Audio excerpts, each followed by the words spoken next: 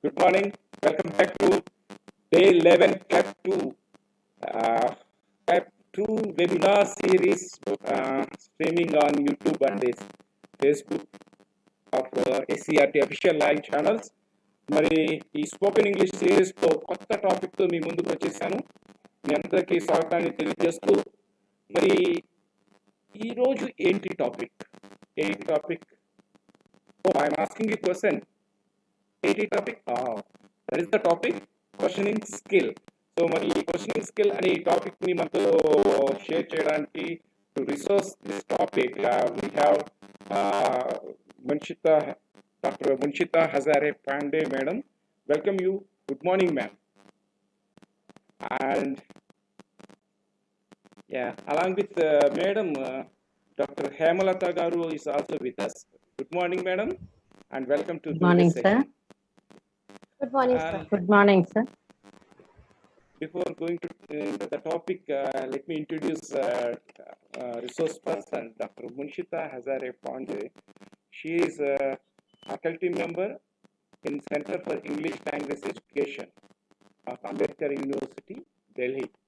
And she is known for her excellent training. We know, everybody we know that very well. And also she teaches courses in English proficiency, academic writing, and language teaching also. Along with that, her research area is classroom interaction, classroom discourse, multilingual teaching, and learners' autonomy. These are the area of her research as well as her PhD area also. So excellent. Dr. Hemalata Garu, she is from JPHS Girls High School, Narayanavanam, from Chittoor district. So let us start. Let me start, ma'am. Questioning, no? Sure, sir. Thank you very much. Yes. Yeah. So Thank you very much. I request you to start your today's session. Thank you so much, sir, for that very kind introduction. I will now screen share. Right. So, Andariki Namaskaram. I'm very happy to be back today again with a very exciting and a new topic. So, welcome to day 9 of our spoken English series. And today's topic is questioning skills. As you know, I'm Monishita, and I'm going to be with you for the next 1 hour along with Dr. Hemalata Garu. We both are going to share this webinar, and we hope that you learn something meaningful from this webinar. So these are the 3 objectives of today's webinar. After attending today's webinar, we hope that you are going to understand the importance of asking effective questions. You will also learn what are the different kinds of questions that we as teachers can use. And finally, what are the language structures that are that's available to us to form effective questions. Now, before I start saying anything, I thought I will begin with this little quote. Thinking is not driven by answers. Remember, thinking is driven by questions. So the very basis of thought is questioning. If we do not ask appropriate questions to our students, and if our students don't ask appropriate questions to us, then there is no thinking, real thinking, or critical thinking that can happen. Did you know that 2/3 of the talk that happens in the classroom is teacher talk? So if it's a 1-hour class, then 75% of the time the teachers talk in the classroom. Teachers' ability to ask questions has a direct impact on learner participation. So the kind of questions we pose, that is going to actually define how much our learners will speak and what they will speak. 60% of the questions that we ask in class are considered to be low cognitive questions. Low cognitive means questions that do not require much thinking. Research has shown that students or small children whose parents ask them good questions, they have high IQ level and they are more intelligent. And the last interesting point is that our ability to ask questions is going to affect our students' ability to express their thoughts and ideas. So the teacher and the learner, they are uh, they are together in this journey of thinking and questioning. Therefore, it becomes very important for us to understand why we need to ask effective questions. First point is that it increases classroom interaction. Again, a lot of studies has shown over the years that students learn in interaction and through interaction. Depending on the quality of interaction that happens in the class, learning happens. Also, effective questions will allow us to develop 21st century skills in our learners, that is, critical thinking. Now, in this age of technology, where all information is available on the internet, we are no longer required to focus on information is there everywhere. Every student can access some sort of technology, some smartphone. They can get some information. But as teachers, what are we doing in the class? We are trying to teach them critical thinking. Only thought that is useful in today's context, which will make them problem solvers, which will make them critical thinkers, which will make them social change makers, Samajik Marpu. They can take part in that.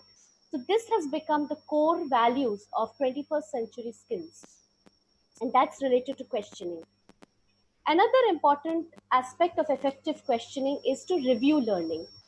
How will we understand if our students have understood a lesson? Through questions.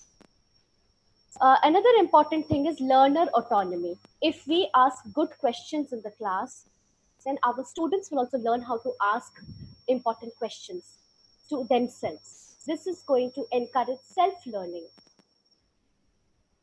The questions they ask, they will try to find answers to them independently, independent of the teacher. Therefore, questioning also has an impact on learner autonomy. Moving on to the next slide, let us see what are the different types of questions. So we are going to first distinguish between display questions and referential questions. Let's understand these terms. Display questions. Display questions are those questions for which the teacher already knows the answers. So in class, when we are teaching something, we know the answer. We only ask so that we can check comprehension. We can check whether our students know it or not. So they are factual questions. They are based on knowledge, and they help us to check the content of the learning that has happened. For example, when do we celebrate Independence Day?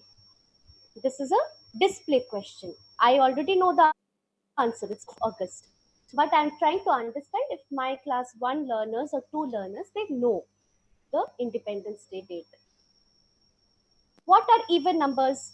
Again, I as a teacher, I already know the answer, but I'm only checking my students' understanding of odd and even numbers. When was this poem written? What is photosynthesis? So these kind of knowledge-based, fact-based, content-based questions to which teachers already know the answers, they only use it to check learning, check comprehension, check content, are called display questions. Let's look at the next type of questions. It's called referential questions. Referential questions are genuine questions. Genuine means the teacher does not know the answer to these questions. Referential questions, they promote thinking and meaning making. For example, if I ask my students, what are your plans for Independence Day? I'm going to get multiple answers. There is no single answer. So display question has generally one or two answers, right, wrong answers. But referential questions, they have multiple answers because they try to connect students' experiences to learning. So if I ask when is Independence Day, that is display question. But when I ask what are your plans for Independence Day, what do you want to do on Independence Day, that becomes a referential question. That every student will have a different answer for it, their own answer. Which is your favorite even number? If I ask what is your favorite even number, then also I can check whether they understand what is even odd. But it's a personalized question. Every student can have a different even number. For example, my favorite even number is 6. Then I can ask, why is it 6? Then I will say, it is my birth date, 6th. Why do you like this poem? So if I ask, when was the poem written, that is factual based. Date 1974 or 1985. But if I ask, why do you like the poem, then it becomes a referential question. It becomes experiential question. Every student will give a different reason why they like a poem. Last example of referential question is, what aspect of photosynthesis puzzles you the most? The first question which we discussed in last slide was display. What is photosynthesis? It's a definition question. We are checking concept through definition. But here we are checking concept through analysis. We are asking what aspect of photosynthesis puzzles you. So the whole process of photosynthesis is known to the student. We know that. We have taught it to them. Now we will ask them which part you find surprising. Is it the chlorophyll that surprises you? Is it the role of sunlight that surprises you? Is it the conversion of gases that surprises you? Or is it the storing of food produced by plants in the cells that surprises you? So which aspect of the process puzzles you? So I hope you've been able to see the two difference between display questions, fact based, teacher knows the answers, referential question, which is uh, based on experiences, concept building. It is based on personalized learning, helps in assimilation of learning with our own understanding of the. So these are the two kinds of questions which we can use in the class, and we will show you how to do it with a model lesson at the end of the webinar. Now, different people have defined questions differently. So one way of defining is display versus referential. Another term that we use for different type questions is called low cognitive question versus higher cognitive question, LCQ and HCQ. Now, lower cognitive questions are similar to display questions, order convergent closed questions. They are again based on facts and knowledge. These are just another term to display question. Lower cognitive questions. Cognitive means thinking. These questions require less thinking on the part of the learner.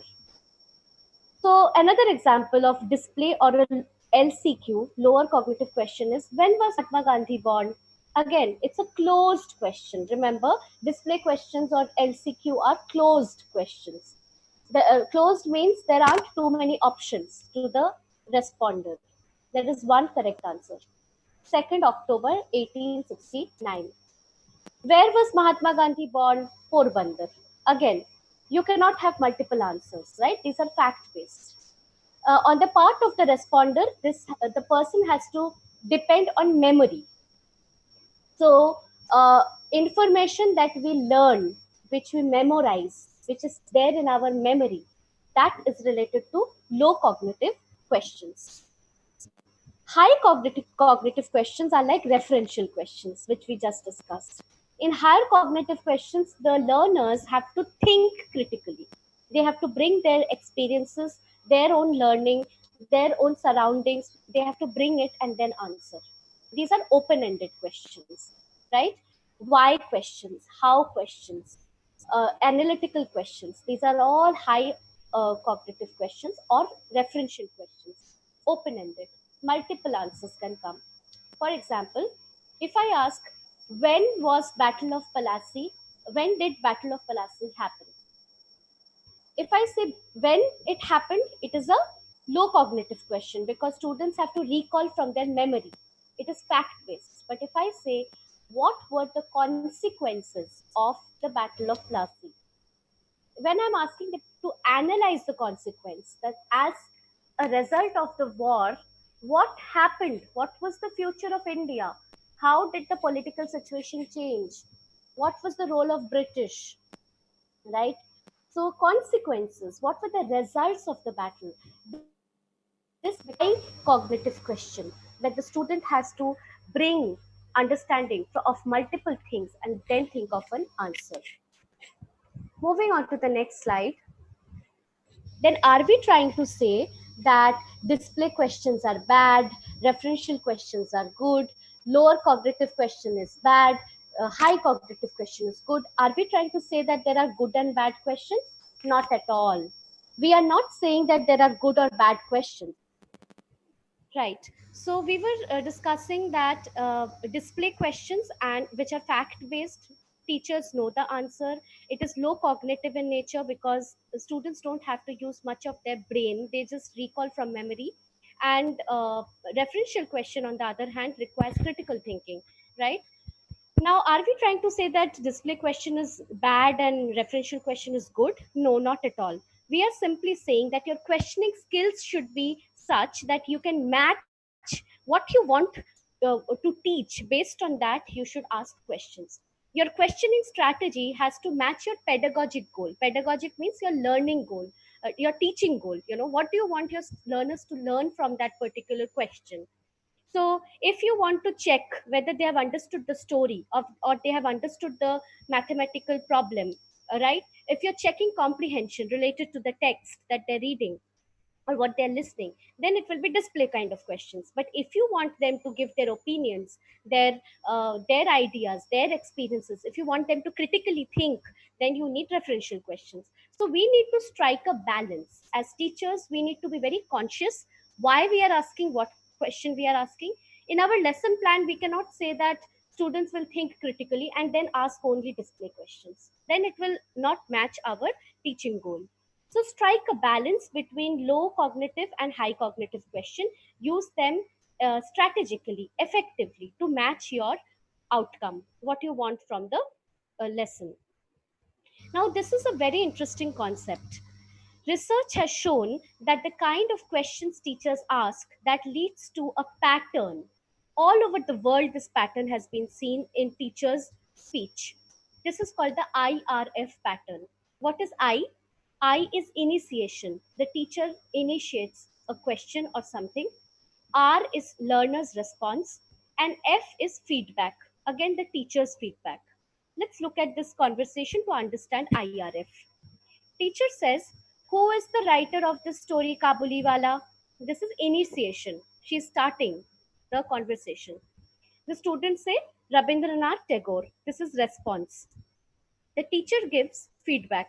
Very good. So, very good is again teacher's turn. Then the teacher again initiates a question. Which year was it written? Then student again responds 1892. Then teacher again gives feedback. Correct. Then the teacher again asks a question. Have you read the whole story? Etc. etc. If you look at this conversation, you will understand that all mostly our classes they work like this: initiation from teacher, response from student, again feedback from teacher, then again teacher initiates. Right. So I'm sorry about the continuous interruption. So going back to what we were discussing, if we look at this typical question answer that happens in classes all over the world, the teacher enjoys the maximum part of the class time asking display questions to which the teacher knows the answers, and the students give only restricted response. They do not have much choice to give multiple answers. They do not control the conversation. It's the teacher which the teacher as teachers we control the classroom discourse, the classroom talk, and therefore we end up speaking most of the time. Now, this is counterproductive. This is not going to help our students learn better. We have to see how we can break this IRF pattern. This typical way where we ask a question, we know the answer, the student gives, we give feedback, and we again pose a question, which again has limited answers. So, how will we break this IRF pattern? By creating questions which will cause negotiation of meaning. Okay, negotiation of meaning means when the learner gives a response, then the teacher can ask a question that will allow the learner to give more response. Okay, the conversation should not end. For example, here, who is the writer? Rabindranath Tagore.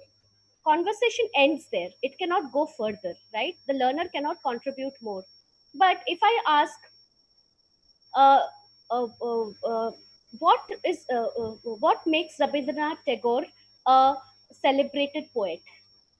What makes him a famous personality?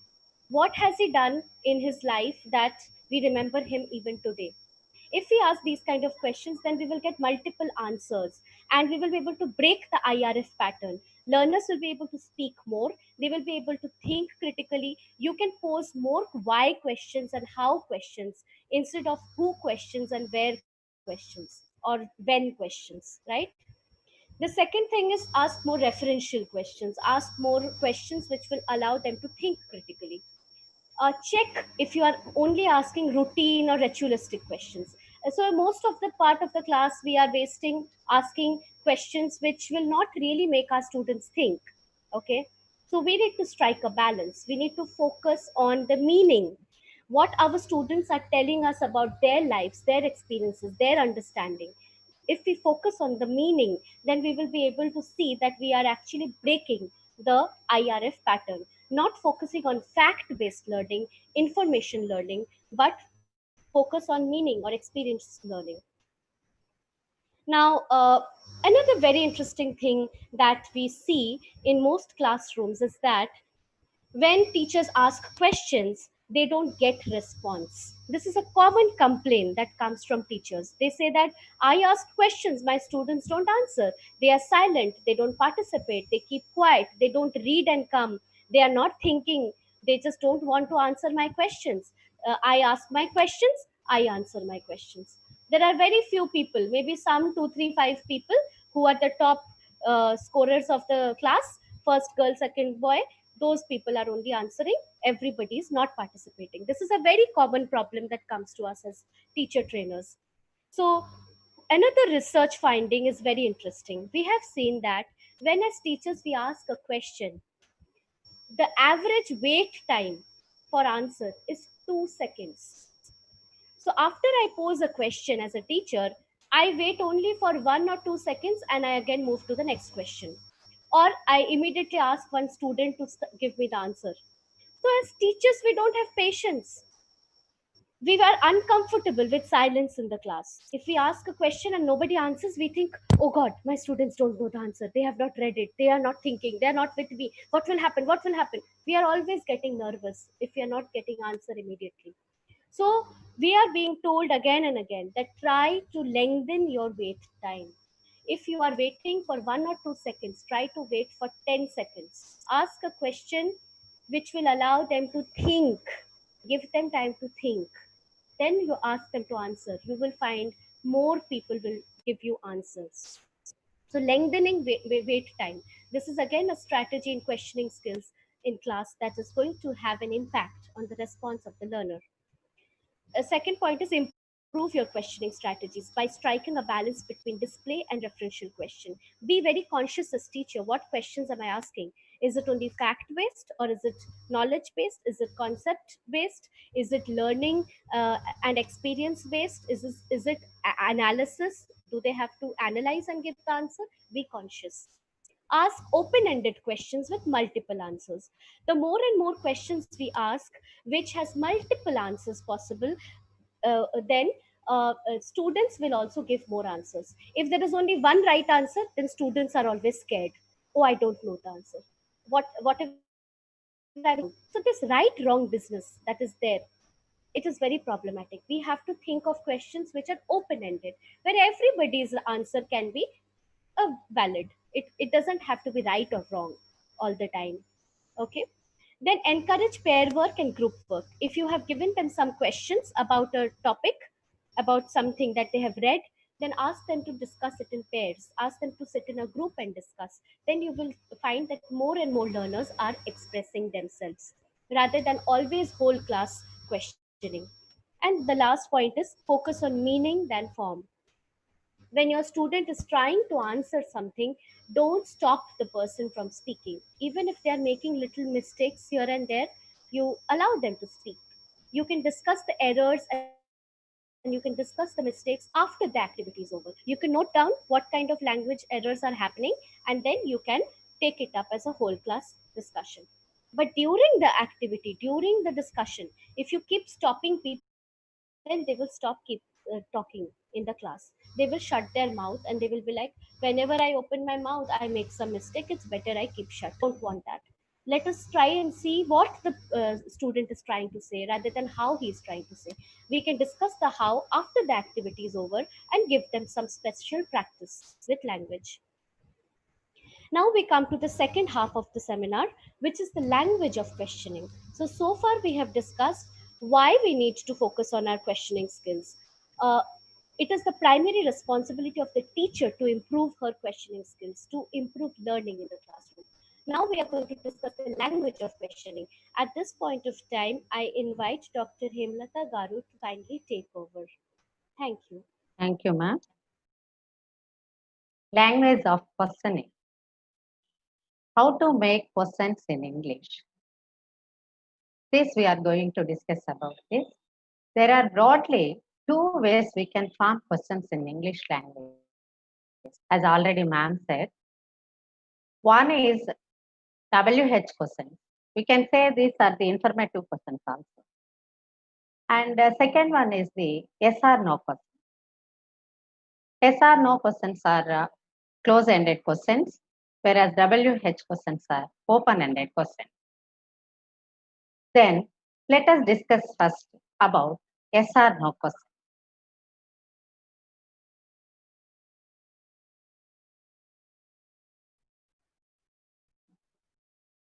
When we ask yes or no questions,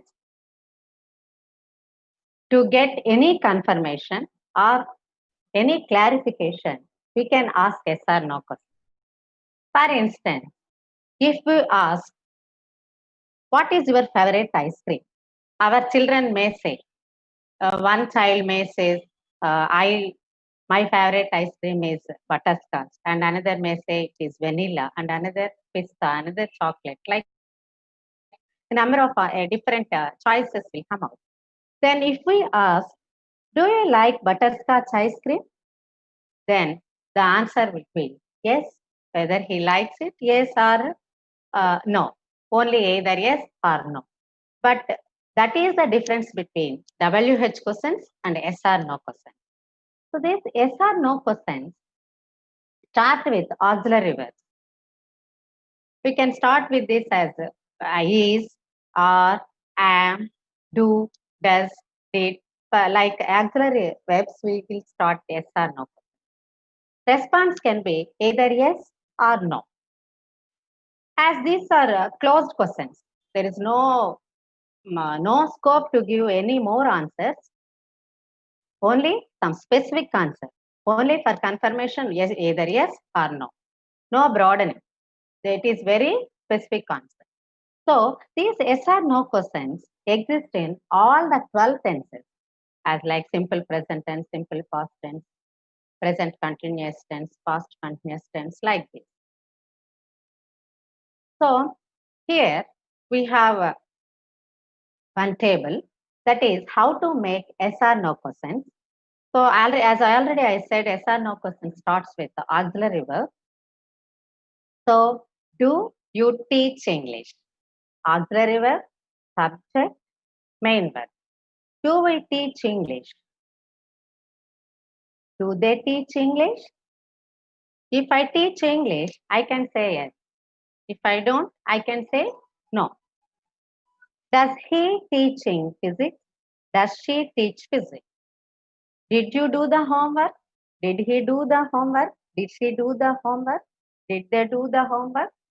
So here only we can expect yes or no question. There is no broadening of the answer. So that is for the do form. And here we use does for he, she, it. And both do and does, the past tense is did only. Both first person, the second person we use here do, and for third person we use here does. For both do, does we use did. And other auxiliary verbs, if we take, is he doing math? Is she doing math? Do you observe these are present continuous tense? Are they playing cricket? Have you done your work? Have they done their work? Have we done our work? See here, this is present perfect tense. We use here main verb in V3, past part. Has he left the school? Has she left the school? Here also left is in V3. This is present perfect. So in all tenses, we can make yes or no question. Now I would like to invite Dr. Monishita ma'am to deal with activities to teach yes or no question. Thank you, Hemlata ma'am, for that explanation of grammar rule, how to form yes or no question. Now, having said that, how will we develop yes or no questions in our students? We can do it through activities. We don't have to teach it only through chalk and board method. We can do it through activities. Here are some ideas around how to teach yes or no questions to your students. For very small learners like 5, 6 year olds, especially your class 1, 2 students, you can use visual cards, right? So these flashcards, for example, you can make flashcards of different vegetables, fruits, color terms, family terms, kinship terms. You can make like that visual cards. You can draw. You can show it to the children, and you can ask yes or no question. Do you like apples? Do you like cabbage? Do you like potato? So they will give yes no answers. So this can be for small learners. Another way to practice yes no question in class is ask 20 questions. This is a very interesting game. Maybe some of you already do it in class. In ask 20 questions, what happens is one person in the class will think of a famous personality, uh, and the rest of the class has to ask yes no questions to get some clue to guess the name of the personality. For example, if I have the name Amitabh Bachchan in my head, you don't know. Now you have to ask me 20 questions, yes no questions. I will say only yes or no, and you have to guess who I am thinking about. So, for example, questions like this: is he or she dead? I will say no, because Amitabh Bachchan is alive. Then, is he or she a film star? Yes. Then the students will know, okay, it's a film star. Is he or she a Bollywood star? Yes. So, like that, students will ask yes no questions, and they will get some ideas, and then they will try to guess the name of the personality. So, this is called Ask 20 Questions. Then the third game that is very, very effective in class, have you ever is like a truth dare game. If you know this truth and dare means uh, you have to ask embarrassing questions to people about their hidden secrets, and they have to be truthful. They have to honestly answer in yes or no. So, for example, students can sit in groups and they can ask these kind of questions. Have you ever lied to your parents? Have you ever stolen sweets without telling your mother? Have you ever uh, uh, uh, have you ever cheated in an exam? Have you ever slapped somebody?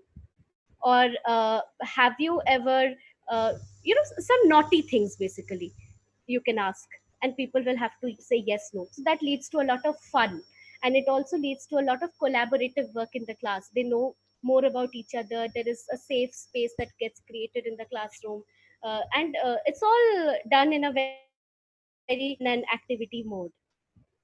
The next type of activity we can try is know more about your classmates. So here again, students can frame interesting questions about each other, and they can ask yes no questions to know more about each other. For example, do you like pani puris? Do you like golgappas? Do you like chocolates? Do you like chiranjeevi? Okay. Do you like bahubali? Etc. So like that they can form questions. Once they get answers, they will know more about their classmates. So this is how you can teach yes no questions in the class, and you can also ask them in class to clarify and confirm meaning. Now we move on to WH questions, and I request Hemlata Garu to again take over. Thank you. Yes, ma'am. Thank you. So, as we already discussed, WH questions are informative questions. These are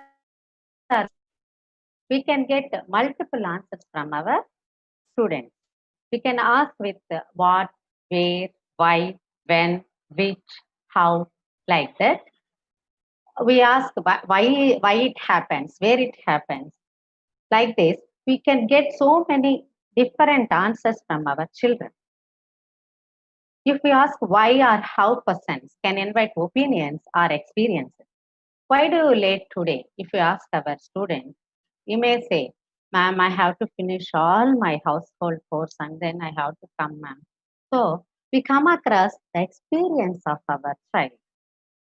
Such type of questions will invite opinions and experience.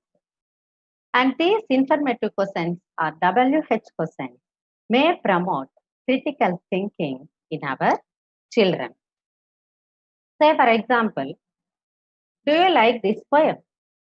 Yes, ma'am. Okay, this is yes or no. Why do you? Then the child says why he likes or why he dislikes it. There involves some critical thinking. So such type of questions are referential questions also. For referential questions, teacher may not know the answer. This depends on the opinions of our children or our children's creativity, their critical thinking. So referential questions ignite critical thinking in our students. So we have to use these WH questions to ignite critical thinking in our children. So how to form WH questions? Following are the situations where WH questions are necessary. To know something, we ask question with a word what. What is your mom doing?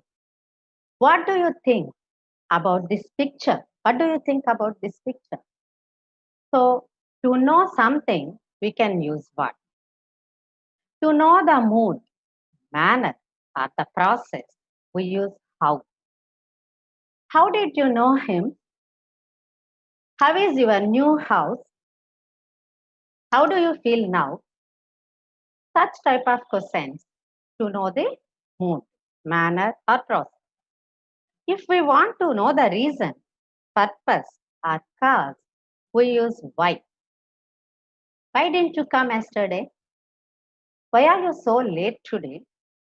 We want reason or the cause. If we want to know the subject, we ask with who. Who is your class teacher? Who is your favorite actress? Who is your best friend?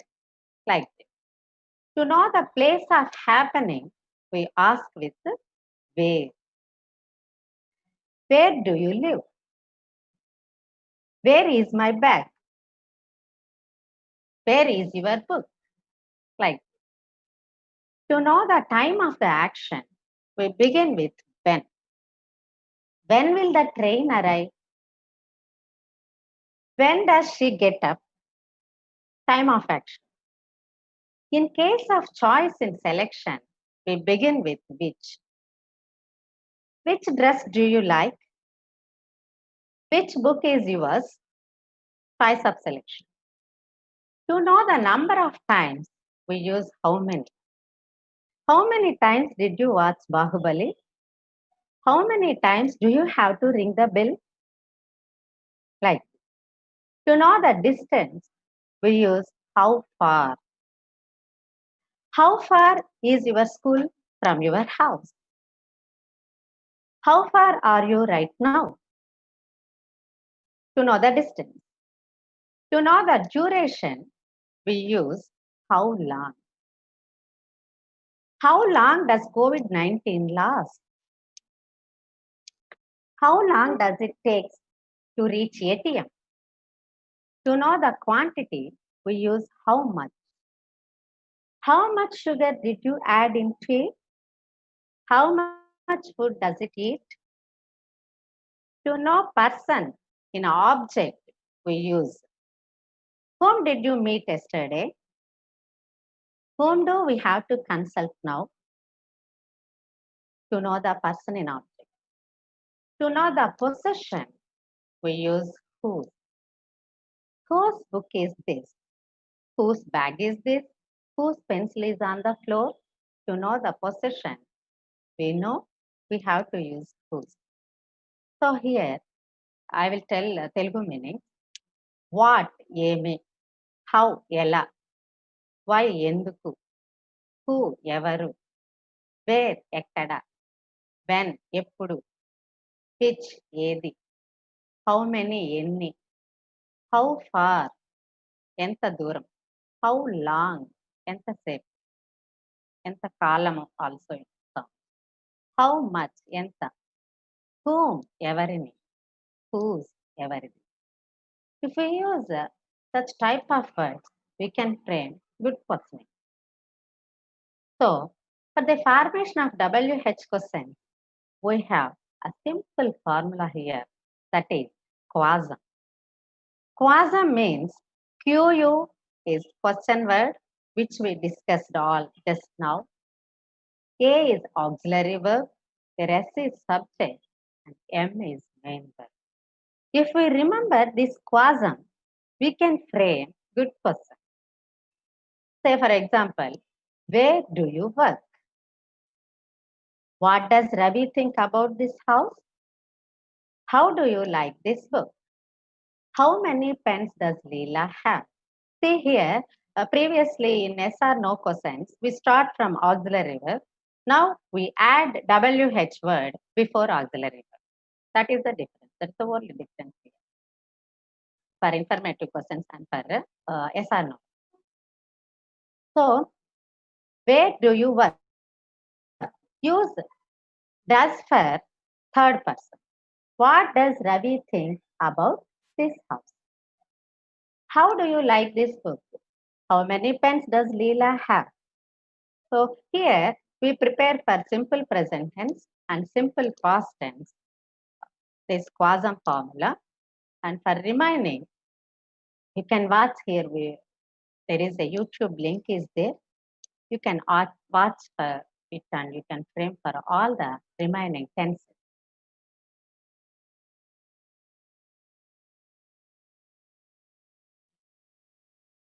So for do, does, the past tense is did. In simple past tense, we use how did they learn English so fast? When did you go home? What did the teacher think about your homework? Where did he buy this shirt? If we observe here, all did is there. For they, you, he. For third person also did. So for do, does, the past tense is did only. So before did, we add only WH question, the WH word. So it will become the WH question. That is the only difference. Generally, we make some common mistakes. Say, did is the past verb. So did is the past tense marker. Once if we use did, and again we can't use V2 form in main verb, that is in past tense. We shouldn't use V2. If we use did, the main verb should be in present tense only. How did they learn English so fast? That is correct one. How did they learn English so fast is wrong. And also, when did went home is wrong. When did you go home is correct. Do you observe here? Main verb should be in V1 form. That is in present tense, because already tense marker, we shouldn't use main verb as a V2. It should be in present tense. No two past verbs should be there. So this is our common mistakes we do. And also, in the case of does also, if we use does, no need to put yes after main verb. If we use does, we should put only work. We use yes after work when third person. When third person comes in questioning form, we use does. So if we use does, No need to put again yes after main verb. For example, where does he work? Where does he work is wrong. Where does he work is correct one. We shouldn't use again yes here because already yes is there in do form. What does Ravi think about this house? That is wrong. What does Ravi think this house? So these are the mistakes generally we make. For other tenses, please watch this YouTube. We will leave this link in the description of the webinar. Here is a model lesson, a small model lesson. Teacher teaches the recipe book to the third class students in an interactive aspect. So, children, good morning, children. Good morning, ma'am. Oh, very good. How are you, children? Good, ma'am. Here, we have to say some motivational aspects of the story. Due to lack of time, we are straightly go to the lesson. So, the teacher teaches the recipe book. My dear friends, our Raju fell ill. He is on bed and is not able to cook for the big party. I want to help Raju. Who will come with me? What is the name of the hotel owner? Raju. Excellent. Let's continue and see what happened next. See, the part is coming. The part is coming. I am big enough to prepare the food for the party. See here, the mixer is coming. May I join you? I can grind things that you need for cooking in minutes. See, the knife is coming. I can slice and dice the vegetables. Who can grind things? The mixer. Very good. Excellent.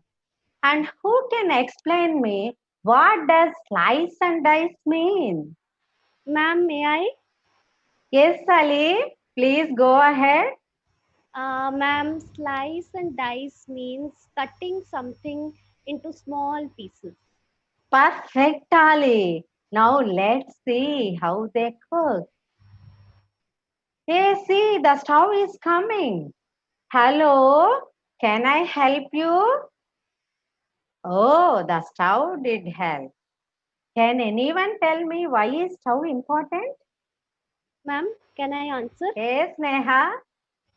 Ma'am, because we cannot cook without fire, and stove is source of fire, isn't it, ma'am? Absolutely. Very good, Neha. You can't cook dishes without fire. Will you all remember that? Yes, ma'am. Come on, friends. Let's begin cooking. And that's how recipe book cooked everything that was needed for the bulk order that Raju wanted to deliver. Students, Uh, what is Ma'am, what is bulk order, ma'am? good question, Ratan? Does anyone know what a bulk order is? Mm, Very well. A bulk order is a big order that includes a lot of items that are generally served at a party. oh, like starters, rice, soup, dessert, ice cream. Yummy, yummy. Right, ma'am?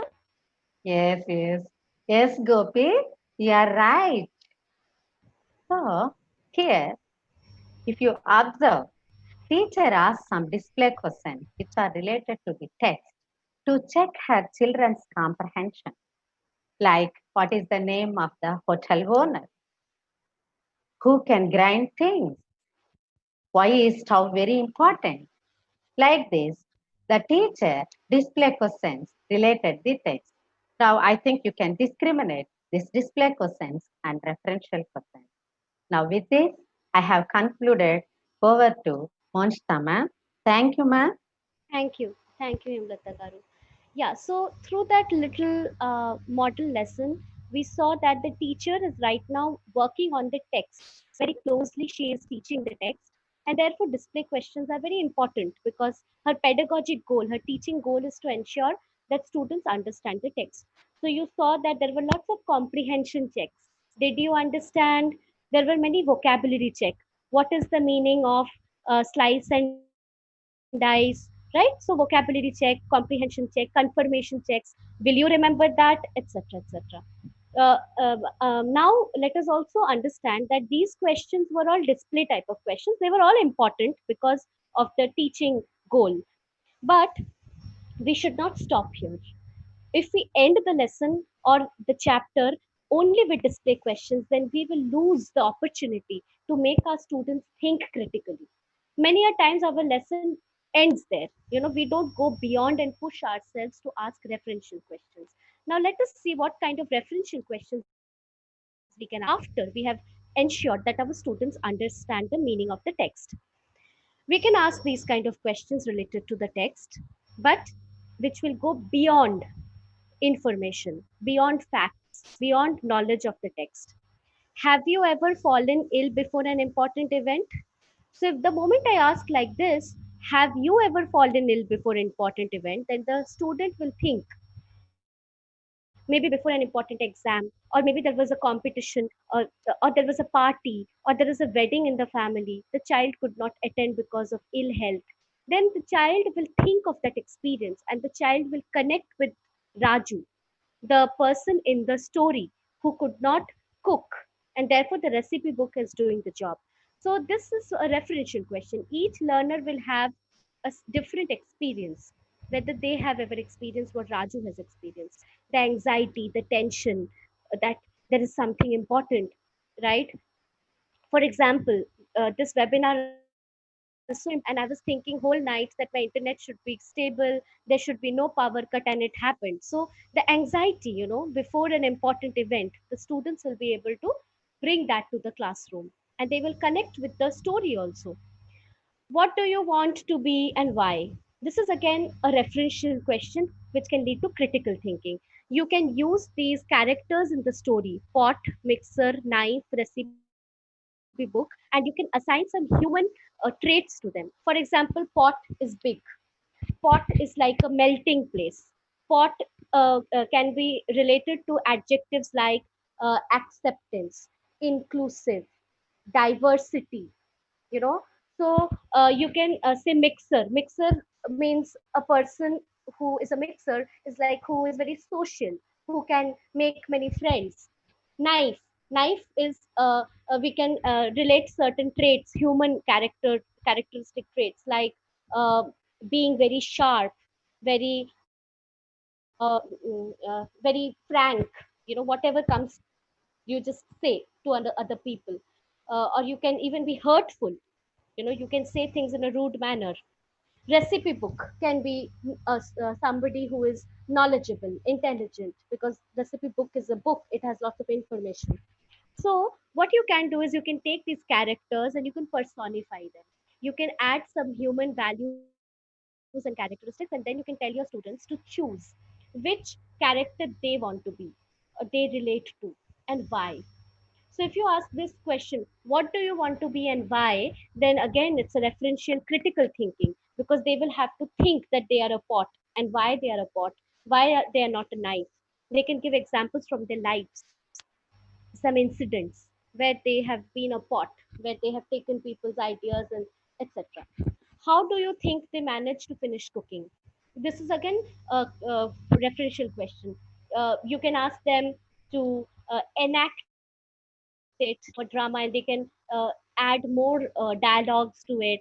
They can think of some challenges that maybe these pot mixer knife they faced. Maybe there can be some liquid that the knife cannot cut. They need something else, they don't have it. So you can ask them what kind of challenges maybe they faced to finish cooking. Or you can ask students to get into groups and you can ask them to continue the conversation of the story. You don't have to tell the whole story, you can just tell half of the story, and you can ask them to imagine the rest of the half. Or you can say that let's think that the story has not ended. What will happen further? So they can come up with more dialogues, and that can also lead to critical thinking. So, through this model lesson, I hope both Hemlata ma'am and I have been able to kind of demonstrate that a simple lesson can become interesting. It can invite learner participation. It can interaction in the classroom. It can lead to negotiation of meaning, where we are challenging our learners' cognitive abilities with the help of this and referential questions. Both are important to ensure that our students have understood the text and they are able to connect it with their real life and learning and critical thinking. So, with that, we come to the end of the webinar, and I'm extremely sorry once again for all the technical glitch that happened from my end, but it was really not under my control. So, I hope you will understand, and I hope you found this session useful. Thank you very much. We are open for question and answer.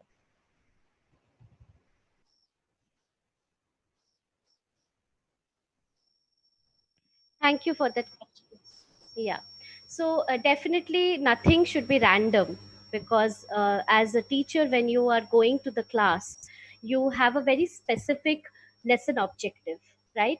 Like this teacher, when she entered the class, she knew that in today's class, I want my students to understand this lesson recipe book, and I want them to think a little critically about the topic. So when you as a teacher, you go with the lesson objective, then I don't think your questioning should be random. Because if you're only asking question for the sake of asking question, then I don't think it's going to be effective. So as teachers, we need to uh, mm, strategize our questioning skills. We need to know why we are asking the question, what effect it will have on our students. So I would not recommend random questioning. If you want attention of the learners, there are different ways to get attention, not just by asking any random question. You can ask the students why they are not giving attention to your class. That can become the activity. You can say that, okay, nobody wants to listen to me. Come on, tell me why you don't want to listen to me. you know that can become an activity. You can ask students questions to find out the problem that they are facing, because I have realized one thing through my teaching, that if some problem is there in my classroom, then it is very important me to understand the reasons behind it. Many a times we just make some assumptions as teachers. We don't actually probe the problem. So I think don't ask random questions. Even if you're asking questions to understand why they are not listening to you, that should also be very strategic. You should know why you're asking it. So I hope I've answered. Thank you very much. The previous question was asked by Dharmala Kumar regarding whether the random questioning is effective or it may divert the concentration of students. The second question also he has posted: what is mean by distant to or tail question? Distant to or tail What is question? meant by Tail question? TAIL. tail? Yeah, tail. Or distant to question? Tail questions. TAIL. I think question tags, ma'am. Maybe question tags. Question types. I'm not. I think. I'm not able to get the word. Can you type it in the chat box? Yeah, What is the word? Tail. TAIL. Question tags. Yeah, it Okay, may be question a type of Question tags. tags. I think. Yeah, you Yeah. later you share with me. I will keep in the description. Then, ma'am, Sure. Bhaskar Bodedi. What are the open-ended questions? Are they useful to slow learners also? Whether they use, Yeah, that's a very, very good question. Yeah. Open-ended questions are questions which invite multiple answers. They are not yes no questions, they are mostly WH questions. Open-ended questions do not have right or wrong answers. They invite opinions, experiences, feelings, understanding, assimilation of knowledge, etc. uh, Open-ended questions are good for all kinds of learners. Also, especially for learners, because slow learners are under a lot of pressure in the classroom. to give the right answer. They are not able to give right answers. So if you ask open-ended question, then slow learners will perform very, because there is no right or wrong. So they can give whatever answer and you will be able to take their answer along with other answers. So it's a very good question, ma'am, that you have asked. That open-ended question is actually the way forward for us teachers to ensure that we take everybody along, we take everybody's voices around. Learner voice is very important in our classroom. Many a times our slow learners, their voice remains silent. We don't want that. We want that to come. So therefore open-endedness is important. Thank you very much, madam. Thank you. Continuing to that, Mallika Tadepalli, she's asking you some examples for the open-ended question. Few more. Okay. Yes. So open-ended questions would be, why do you think we need a stove for cooking? Why do you think? Why questions and how questions? Or how do you think Mahatma Gandhi helped India get independence? How? Okay. Or why is Rabindranath Tagore a celebrated poet? So these are not open-ended. If I say, why is Tagore a celebrated poet, then there is no one answer. Somebody can say that he wrote well. Somebody can say he was also part of the freedom movement. Somebody can say that he was a very multi-talented personality. That's why he is still famous, etc. So why and how questions, they are very, very useful for opening up discussions in the classroom, to increase the interactional space in the classroom, to increase learner response and participation, and to trigger critical thinking. Thank you very much, madam. Durga Prasad B Thank is you. asking that is questioning is it a effective tool to draw the attention of children comparatively with other tools? Do you feel this is the only effective tool? Hello. Yes, I think, I think questioning is definitely a very, very important tool that teachers have, because through questioning, we can create knowledge in the classroom. Let us understand that knowledge is not just in the textbook. We make a mistake thinking that only the textbook has knowledge or the teacher has knowledge, because we have learned from textbook. So we carry a lot of knowledge. Remember that through questioning, we can create new knowledge with the help of the learners. This is a very important idea in 21st century, because in 21st century, like I started the presentation by saying, that there is lot of information around. We need to see what we are doing with that information. Therefore questioning is definitely a very powerful shastra, a very powerful tool that teachers have in their toolkit. And you can actually create magic, you can create new knowledge structures through questioning in your classroom. For example, you can ask students to ask questions to community workers, like they can go back into their locality, neighborhood, and ask more questions. For example, in this COVID-19 times, I asked my students to make telephonic calls and ask their neighbors what kind of problem they're facing. So through questioning, they're finding out the experiences of people in this pandemic time. This is a new knowledge. See, nobody knows who is facing what problem. We can only guess, but we don't know. So students should also be encouraged to ask questions. The teacher is asking questions, yes, but students should also be encouraged. Thank you, sir. Thank you very much, madam. Thank you very much, madam. Sir, please unmute Thank you. yourself. Thank you very much, madam. So, P. Prasadra was asking, can we use past perfect tense in questioning? Can we ask? Can we use? Past perfect, can we use past perfect tense in questioning? Past perfect. Yes, definitely. In questions can be asked in all tenses. Okay, so for example, how long have you been studying English? How long have you been studying? This is continuous, perfect continuous. Past perfect also you can ask questions. In all the 12 tenses, questions can be asked. If you look at our material pack, we have given you very detailed information about the 12 tenses, and how to ask questions in all the 12 tenses. If you watch that YouTube video link, which is included in the materials pack, that also gives you questions in all tenses. We could not discuss all the tenses on the webinar because there is no time to do all tenses, but I think as adults, we can go back and check our understanding if we want. So yes, of course, you can use different tenses to ask questions in all tenses. In order to improve language or speaking skills, whether yes or no questions or otherwise, which type of questions should be asked? Okay, for He is speaking, Surendra Kumar speaking skills. from Pulita, Okay. So- District. Okay, thank you for that question. Very good question again.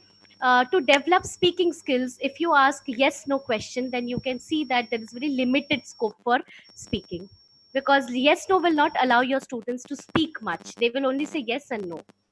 So if you want to develop speaking skills, then you have to ask open-ended question.